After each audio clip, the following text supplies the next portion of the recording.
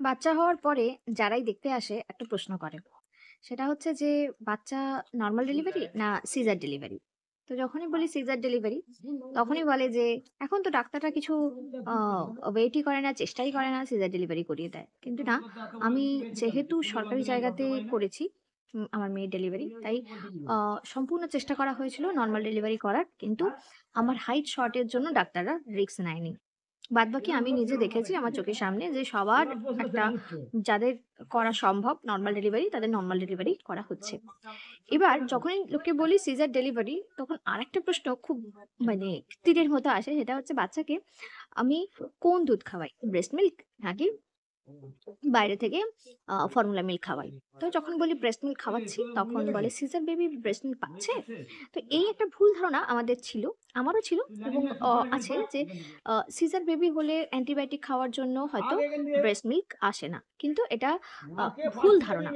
আবার আ অনেক ক্ষেত্রে কি হয়, অনেক আ মায়েদের দুধ আসেই না, কোনোভাবেই আসে না। সেটা আ মানে আমি আমার যাকে দেখেছি কোনোভাবেই অনেক রকম ট্রাই করেছে, অনেক কষ্ট করেছে কিন্তু হয়নি। কিন্তু আমার ক্ষেত্রে ১ম দিকটায় আসেনি। এটা সত্যি কথা। ১ম দিকটাতে কিন্তু আমার আ মিল্ক আসতে খুবই প্রবলেম হয়েছিল। কিন্তু ১ম এ যখন আমার বাচ্চাটা হয়েছে তখন যেহেতু সিজার, আমাকে ১ম এ বাচ্চাটাকে দিয়ে দেওয়া হয়নি। যেহেতু আমি নিজে বুঝতে পারছিলাম না। পারবো না বলেই দেওয়া হয়নি। তখন ওরা ল্যাকটোজেন আনতে বলেছিল এবং ল্যাকটোজেনের প্যাকেটটা আমি কাটা দেখেছি। তাই ওরা হয়তো ল্যাকটোজেন খাইয়েছিল। তারপরে, তারপরে যখন আমাকে দেওয়া হলো বাচ্চাটা, ওরা কিন্তু আমাকে কোনোভাবে ল্যাকটোজেন মানে খাওয়াতে দেয়নি বললেই চলে। মানে আ সে উঠে বসতে পারছি না, তাও ব্রেস্ট মিল্কই দিতে বলেছে। কিন্তু বাচ্চা টানতে পারছিল না, আমার মিল্ক অতটা আসছিল না। যখন শিশু ডাক্তার আসলেন, আমি তাকে বললাম যে, "এই সমস্যা হচ্ছে, বাচ্চার পেট ভরছে না।" তখন উনি আমাকে বললেন আ উনি একটা আমাকে সাপ্লিমেন্ট এর নাম লিখে দিলেন। তো সেটা আমি আনিয়ে খেলাম। সেটা গরম জলে বা গরম দুধে খাওয়া যেতে পারে। আ দিনে ২ বার। সকালবেলা আর সন্ধ্যেবেলা আমি এটা খাই এবং সত্যিই খুব ভালো একটা আম মানে সাপ্লিমেন্ট, যেটাতে আমি নেটে সার্চ করি এবং সেখানে দেখলাম যে ওটা একদমই আয়ুর্বেদিক, যেখানে কোনো সাইড ইফেক্ট নেই। তো সেটা আমি খাই এবং বাচ্চার তাতে বাচ্চার খেয়ে পেটও ভরে সঙ্গে। আর ১ম দিকটাতে যদিও আমি যখন খাচ্ছিলাম, ১ম দিকটাতে আসতে একটু প্রবলেম হচ্ছিল এবং আমাকে অনেকটা সময় বাচ্চার সঙ্গে থাকতে হচ্ছিল। এই একটা ব্যাপার যে যখন আমরা যেইসব মায়েদের বাচ্চা মানে বুকের দুধ আসে না, তার একটাই উপায়, সেটা হচ্ছে মানে সবথেকে যেই জিনিসটা করতে হবে সেটা হচ্ছে বাচ্চার সঙ্গে সবসময় থাকা। এবার অনেক ক্ষেত্রেই যাদের একা সংসার, তাদের পক্ষে পসিবল হয় না। যেমন আমার ক্ষেত্রে কি হচ্ছে, আমার বাপের বাড়িতেও এই সমস্যাটা নেই। মা বেশিরভাগ কাজ মা করছে। আর শ্বশুর বাড়িতেও কি হয়, শাশুড়ি, যা দুজন আছে। বেশিরভাগ কাজ তারা করে নেয়। আমি আমার বাচ্চার সঙ্গে থাকতে পারি এবং বিশেষ করে বাচ্চার স্কিনের সঙ্গে মায়ের স্কিন, ইভেন আমাকে ওই ডক্টর মানে হসপিটালের ডাক্তার, আমি ডাক্তারের নাম জানি না এবং আমি জিজ্ঞেস করেছিলাম নাম, উনি বলেননি। উনি বলেছেন উনি কবে বসেন সেইদিন ডাক্তার দেখাতে যেতে বলেছেন। আমাকে উনি নাম বলেননি। তো যাই হোক, তো উনি বলেছিলেন কাঙ্গারু মাদার ফিড করাতে। যেহেতু আমার বাচ্চা আন্ডার ওয়েট হয়েছিল, তো আমাকে বলেছিল শরীরের গরমটা, তো আপনার শরীরের গরমটা যেন বাচ্চাটা পায় সবসময়ের জন্য। এটা অনেক যতক্ষণ বেশি পারবেন ততক্ষণ করতে। কাঙারু মাতার কিরকম মানে সেটা কি পজিশন, কিরকম ভাবে বাচ্চাকে রাখতে হয় সেটা উনি একবার দেখিয়ে দিয়েছিলেন। এছাড়াও উনি আমাকে বলেছিলেন, "একটু YouTube টা ভালো করে দেখে নেবে। YouTube এ আছে। খুব ভালোভাবেই আছে। একটু দেখে তুমি চেষ্টা করো।" আর বাচ্চাটা এতটাই ছোট যে আমি ওরকমভাবে মানে কাঙারুকে যেভাবে মা আ কোলের মধ্যে রাখে বা নিজের বুকের মধ্যে রাখে সেরকম রাখার চেষ্টা করা হচ্ছিল। চেষ্টা করতে বলেছেন। চেষ্টা না, করতে বলেছেন। তো ১ম দিকটা ও এতটাই ছোট যে আমি নিতে পারছিলাম না। তো একটু ১ম এর দিকে অসুবিধা হয়েছে কিন্তু ওটা খুব ভালো যে এতে বাচ্চা যখন তোমার মানে মায়ের সঙ্গে স্কিনে টাচ করে আছে, এতটা অ্যাটাচমেন্ট হয়ে যায় যে বাচ্চা যখন খেতে চায় তখন মায়ের ওই হরমোনগুলো রিলিজ করতে থাকে যাতে আ ব্রেস্ট মিল্কটাও বেরিয়ে আসে। এইটা সবথেকে কার্যকরী উপায়। এটা ডাক্তার কিন্তু আমাকে বলে দিয়েছিলেন যে, "এইটা তোমাকে কিন্তু করে যেতে হবে। যদি তুমি চাও যে বাচ্চাকে তুমি ব্রেস্ট ফিড করাবে, সেক্ষেত্রে কিন্তু তোমাকে এটাই করতে হবে। আর ব্রেস্ট ফিড করানোর বিকল্প কিছু হয় না।" হ্যাঁ, বাচ্চা যখন খেতে পারছে না তাকে অন্য দুধ খাওয়াতে হচ্ছে।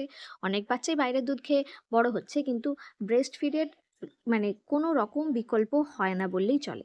তো ১ম দিকটায় আমার বেশ কয়েকটা প্রবলেম হয়। আমার কনস্টিপেশন হয়েছিল, বিভিন্ন সমস্যা হয়েছিল। যার জন্য আমি কিন্তু মানে হসপিটাল থেকে বাড়ি আসার পরে রাত্রির দিকটা আবার আমাকে একজন সাজেশনও দিয়েছিলেন। মানে একজন না, অনেকেই সাজেশনটা দিয়েছে। রাত্রের দিকে না একটু বাইরের দুধ খাইয়ে দেবে। তাতে বাচ্চার পেটটা ভরা থাকবে, তাড়াতাড়ি ঘুমিয়ে যাবে। আর এতে বাচ্চার পটি ক্লিয়ার হয়ে যায়। এইসব একেবারে বাজে কথা। একেবারে বাজে কথা। আমি যখন ডাক্তারের কাছে গেলাম আবার ২য় বার চেকআপ করাতে, আমি ডাক্তারকে বললাম যে, "ওর না হচ্ছে অনেকক্ষণ ধরে আমার কাছে মানে আমি দিতে পারি না, আমার বসতে কষ্ট হয়। আর ব্রেস্ট ফিড করাতে পারি না। ও পায় না শেষের দিকে। তো আমি কি করব? আম হচ্ছে আমি বাইরের দুধ খাওয়াচ্ছি।" তখন ডাক্তার আমাকে বকাবকি করেননি কিন্তু বুঝিয়ে বললেন যে, "যদি তুমি ব্রেস্ট ফিড এর সাথে ব্রেস্ট মিল্ক এর সাথে অন্য দুধ খাওয়াও, তাহলে বাচ্চার কিন্তু পেট ব্যথা করবে, যেটা বাচ্চা বলতে পারবে না, সারাক্ষণ ঘ্যান করবে।"